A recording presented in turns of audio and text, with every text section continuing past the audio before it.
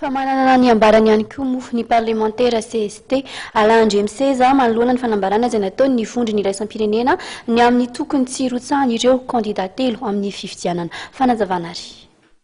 Ny zava-misy ange amin'izao fotoana izao na andriamatoa izay milaza hoe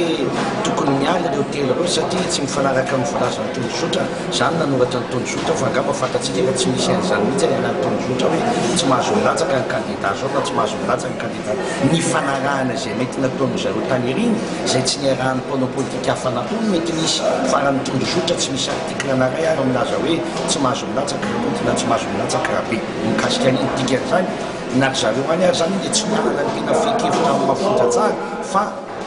manao fotsiny tombatombana ary mifanaraka an'izany ny zavatra mitrangany ny filatsahan'ny izy telo ireo ny seriesy ny tokony manapaka an'izany raha ohatra ka ara-dalàna zany na tsy ara-dalàna na hoekena na tsy hoekeny ny zavatra mahagaga dia ny eken'ny seriesy dikan'izany lalàna tsy azo ivarozana nataony seriesy tsara taona ao anatin'ny seriesy ary voalaza fa izay tapaka io zavatra io a dia efa namany efa tapaka tsy azo toerina tsony ka amin'izao fotoana izao ndray ilaza zareo hoe tsy mety ny seriesy no tokony teneny ny olana dia ny seriesy ake ordre de droit interne izany mikasika ny lalàna mifeny malagasy atao toerana zany ka sarotra be amiko any nilaza hoe manako teneny amin'izany ny communauté internationale dia tokony aloha izy ny teny fa tsy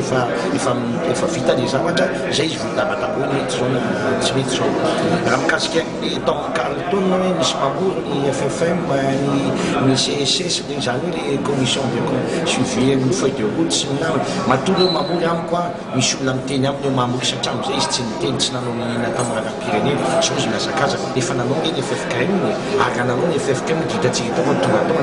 andriamatoa Ratsiraka tonga tao mandeha andriamatoa Andry Rajoelina tonga tao daholo ny rehetra ary ny fandray tanana ny FFKM zany ny fita famanena dia sasa milokaloka fa hitatsika eo fa amin'ny feverako azy tsy azoko an-tsaina mihitsy andriamatoa Ratsiraka andeha ambany tena ho avy ilaza hoe ianareo reto nampiavalahy tsy azoko an-tsaina ary mahagaga ramatoa Lavalomanana na raha ho avy iny efa milaza izy fa ny fifidianana ihany ny azo mifantany ary ny filaza hoe aza milatsaka tsy ka everiko fa efa matamoriko zany